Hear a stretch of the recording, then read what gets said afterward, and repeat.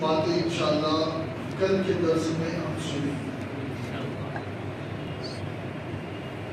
سورہ انفال آیت نمبر 28 اللہ فرماتا ہے وَاعْلَمُوا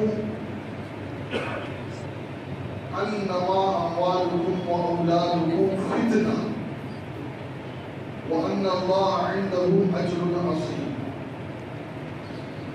اور جان رکھو کہ تمہارے مال اور تمہاری اولاد سب فتنہ ہے اور اللہ کے پاس بڑا ثواب ہے۔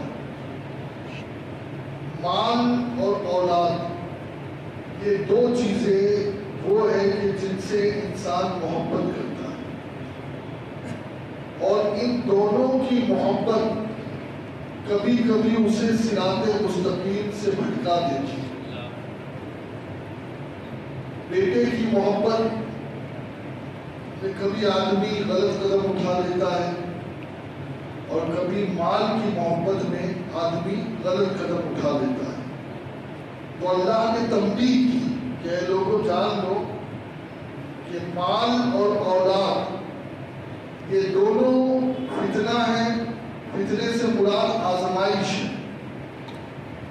ورنہ پتہ چلا کہ آپ اپنی گھر جا کر کے اپنے بچوں کو قتل کر دیں کہ بھئی قرآن میں تو اللہ نے فتنہ کہا ہے اولاد۔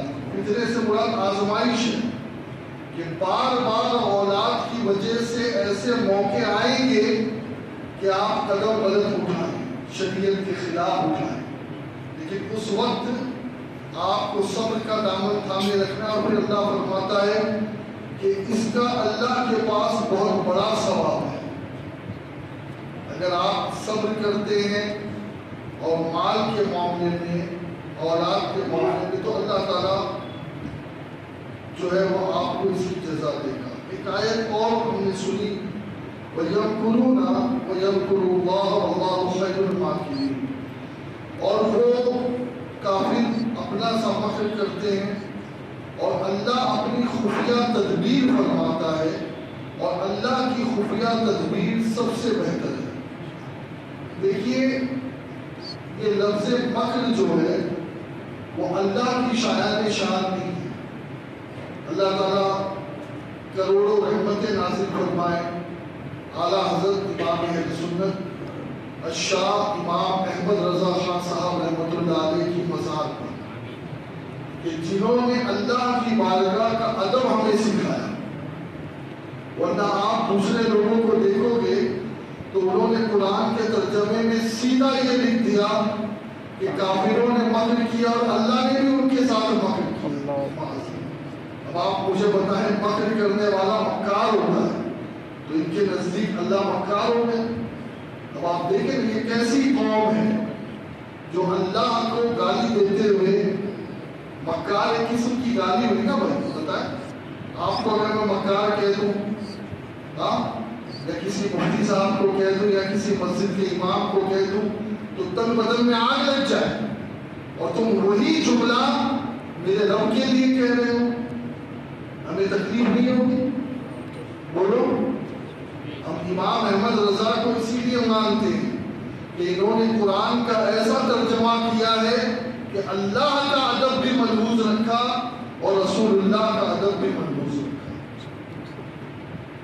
پھر ایک آیت اور آگے ہم نے سنی وَمَا كَانَ اللَّهُ لِيُعَذِّبَهُمْ وَأَنْتَ فِيهِمْ وَمَا كَانَ اللَّهُ مُعَذِّبَهُمْ وَهُمْ يَسْتَغْفِرُونَ۔ اللہ فرماتا اور اللہ کا کام نہیں ہے کہ وہ انہیں عذاب کرے جب تک اے محبوب تم ان میں تشریف فرماؤ۔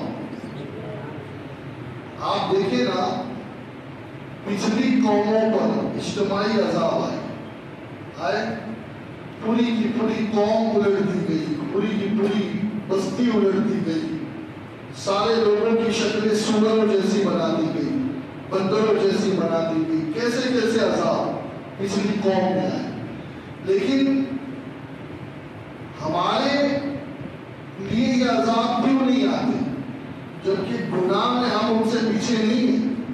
ہاں ہم نے ان کا بھی ریکارڈ توڑ رکھا ہے جی، ہم وہ گناہ کرتے ہیں، وہ شاید اگر وہ بنی اسرائیل بھی ہوتے تو کہتے یہ تو ہمارے باپ نکلے.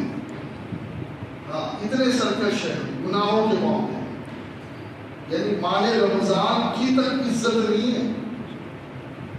میں جمعہ کا بیان کر کے باہر نکلا اور سامنے ایک آدمی بیٹھا تھا اور میرا جمعہ کا بیان اسی پر تھا کہ اے لوگوں جو عورتیں روزہ نہیں رکھتی نا انہیں بھی کھلے عام کھانے پینے کی اجازت نہیں, اور وہ گھر میں بھی ایسی ہی رہے گی بچوں کے سامنے مردوں کے سامنے جیسے روزے دار ہو, اور تم پردہ ڈال کر کے کھا رہے ہو. اللہ رحم کرے. مسجد سے میں باہر نکلا, وہ جو پہلی صف میں میری تقریر سن رہے تھے وہ روڈ پہ کھڑے ہو کے کھا رہے تھے جمعہ بات.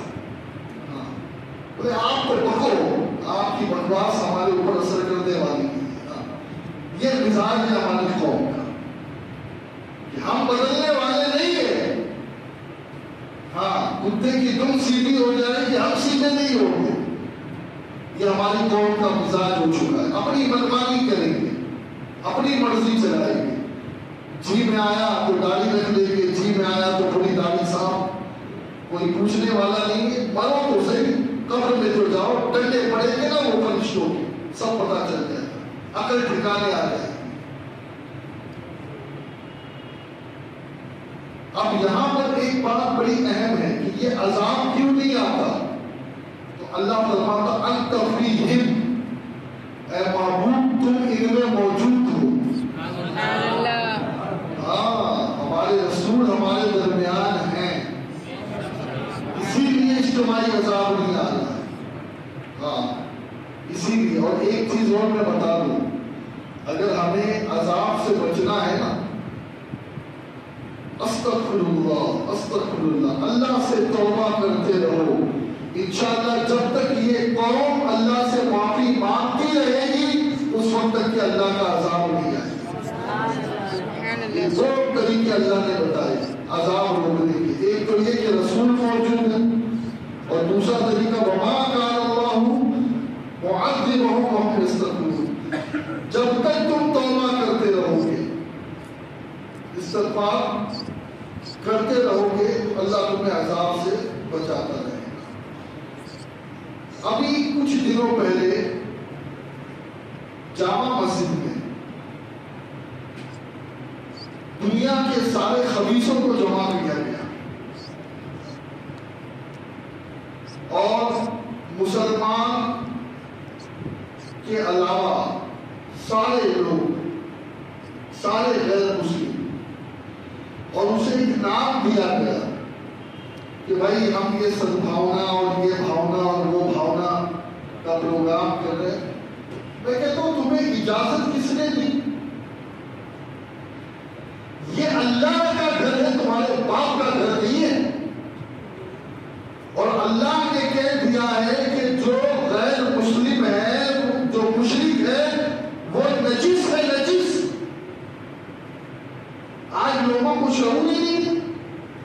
کبھی کبھی دیکھو تو کسی غیر مسلم نیتا کو مسجد میں لے آتے, کبھی دیکھو تو کسی غیر مسلم پولیس والے کو مسجد میں لے آتے, کبھی دیکھو تو ابھی ایک شادی میں تھا, شاید اسی مسجد کی بات ہے, کوئی غیر مسلم دوست تھا تو اس کو نکاح میں لے آئے.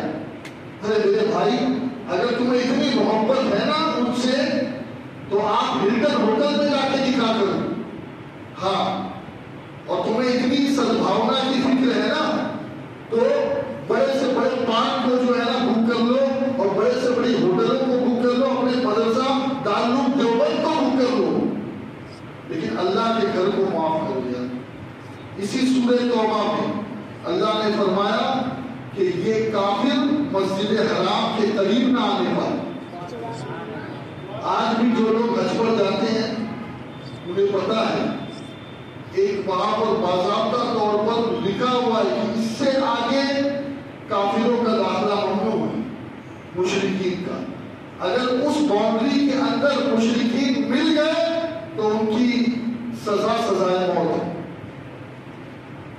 آپ سمجھو تو صحیح کیوں اللہ نے روکا ہے کعبے میں جانے سے. یہ نجس ہے. کیا ہے؟ نجس. ہاں, اور سمجھو نجس کسے کہتے ہیں. ہم اور آپ بھی کبھی کبھی نجس ہو جاتے ہیں، لیکن ہماری نجاست غسل کر کے دھل جاتی ہے کیونکہ ہمارا دل پاک ہے۔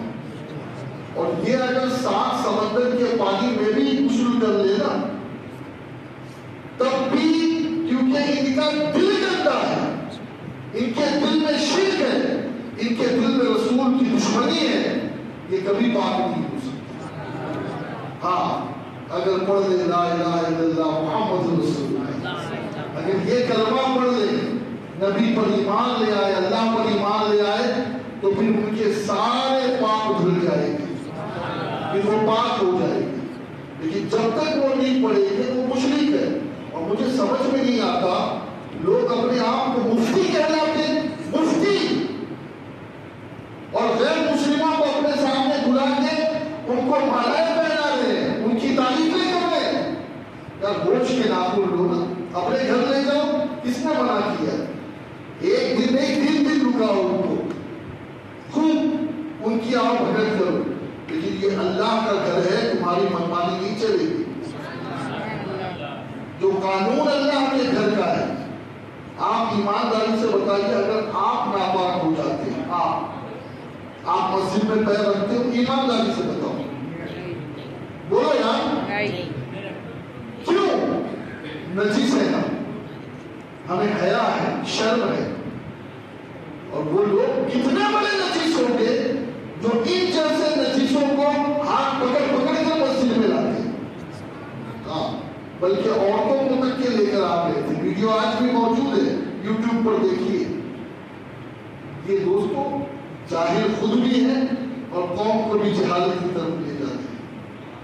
تو دوستوں اس چیز کو بہت یاد رکھو، اور بس وقت چونکہ زیادہ نہیں ہوتا، آخری بات بس کر کے گفتگو کو ختم کروں۔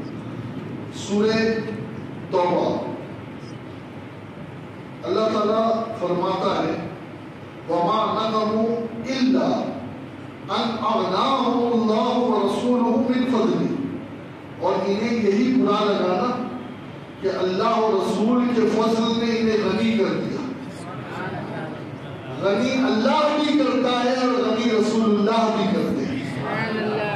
ہاں یہ یاد رکھیے، اللہ بھی غنی کرتا ہے اور بولو نا رسول بھی غنی، اور جس کو یہ برا لگے رسول کیسے غنی کرے، تو قرآن نے کہہ دیا یہ برا لگتا ہے، یہ کافروں کی علامت ہے کہ وہ رسول نے غنی کر دیا بولو گے تو ان کو برا لگے گا۔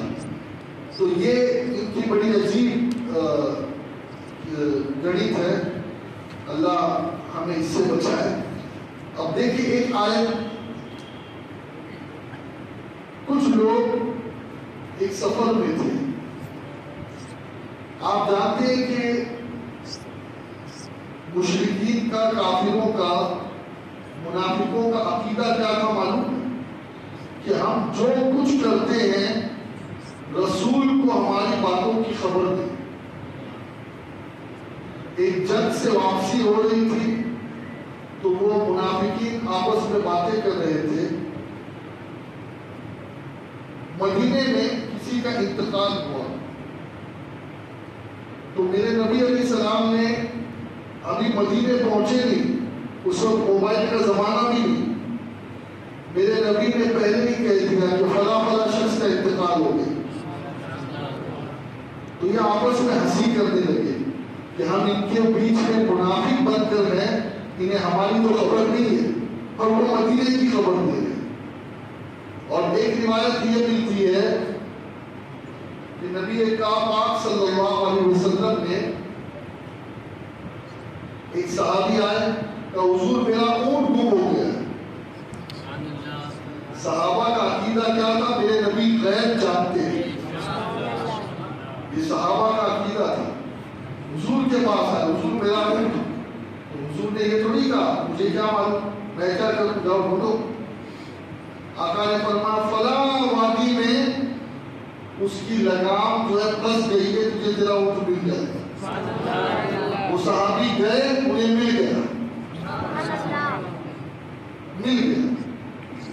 اب جب نبی نے یہ کہا نا کہ فلاں اونٹ وہاں ہے، تو یہ منافق آپس میں بات کرنے لگے کہ انہیں ہماری تو خبر نہیں ہے، محمد غیب کیا جانے. ان کے جملے تھے، بولیے کیا جملے؟ محمد غیب کیا جانے. ہاں یاد رکھیے، داڑھی پر دیکھنا پھر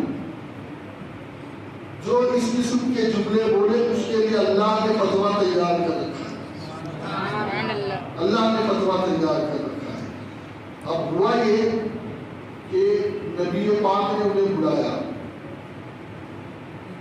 یہ بات پھیلتی ہے نا، کتنے بھی بند تالے میں کہتے نبی کے بارے میں کچھ، اللہ نے ان کی پکڑ کی، انہیں بلایا تو کہنے لگے وہ تو ہم بچوں کے ساتھ کھیل کود کر رہے تھے، وہ تو ہنسی مذاق کر رہے تھے. اللہ اکبر. وہ جب سامنے تھے بہانے بنانے لگے. اللہ اکبر. اللہ نے فرمایا قل اباللہ وآیاتہ ورسولہ کنتم تستہزئون، کہ تمہیں مذاق کرنے کے لیے اللہ ہی ملا، اللہ کی آیتیں ہی ملی، میرا رسول ہی ملا، اور کوئی چیز بچی نہیں مذاق کرنے کے لیے. تمہیں مذاق اڑانے کے لیے اللہ کی آیتیں اور اس کا رسول ملا. لا تعتذروا قد کفرتم بعد ایمانکم، جاؤ تم سب کافر ہو گئے ایمان لانے کے بعد. یاد رکھو جو میرے نبی کی مذاق اڑائے، جو میرے نبی کے غیب کا انکار کرے تو وہ پھر لاکھ ایمان کے دعوے کرے، اس کے دعوے جھوٹے ہیں، اس لیے کہ جو میرے آقا کے علم کو نہ مانے پھر وہ اور کیا مان سکتا ہے. اللہ ہم سب کو عمل کی توفیق دے. وعلیکم السلام.